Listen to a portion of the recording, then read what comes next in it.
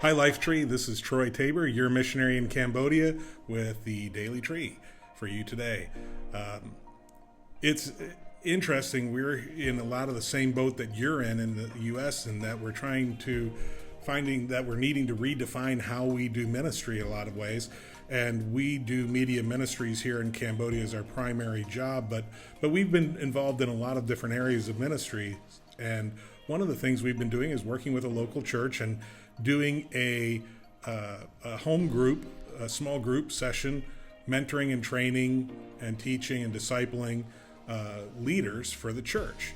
And we just finished about 20 minutes ago, doing a Zoom meeting with our life group leaders, doing that discipling and training. And so we'd prefer to be face to face with them, but with the coronavirus restrictions and gatherings here in Cambodia are similar to what you're facing there, but not to the same extent. Thankfully, we've been 9 days now without a new coronavirus case in the country.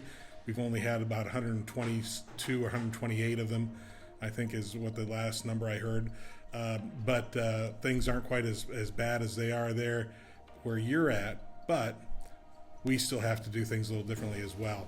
And what we're doing in our group is going through the book of Acts. And I was thinking about what to share with you after Pastor Dan contacted me. And really what stood out to me was something that came up when we were going through the book of Acts at the very beginning. Jesus said, go into all the world and preach the gospel to all people. And then in Acts, before he ascends, he says, go and wait in Jerusalem until you're baptized in the Holy Spirit, and the Holy Spirit will come on you. You'll be my witnesses in Jerusalem, Judea, and to the ends of the earth, and all Samaria and to the ends of the earth.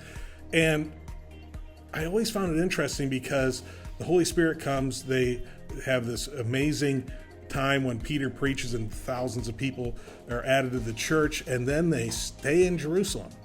They don't go out. And it takes a persecution that God allows to arise in Jerusalem to get them to leave and go out and do what God had told them to do in the first place. Go into all the world. Go out into these places where nobody had been with the gospel message. And it seems like that's our history.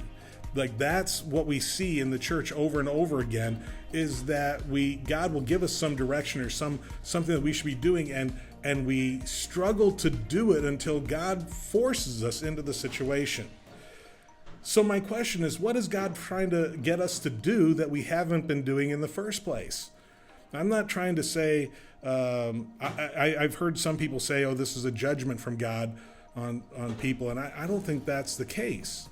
My question to you is could it be that somewhere we're missing something in ministry that God is trying to teach us?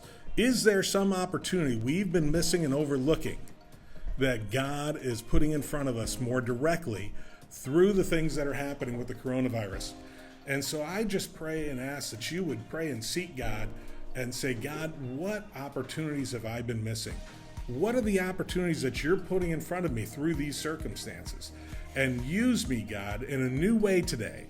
Use me in a way that I couldn't have done on my own. But I'm seeing you, God, open those doors, and I'm going to be faithful and step through them for your kingdom. This can be a time of real trials, but it can also be a time of incredible opportunities. And I just pray that God uses you today in a new way.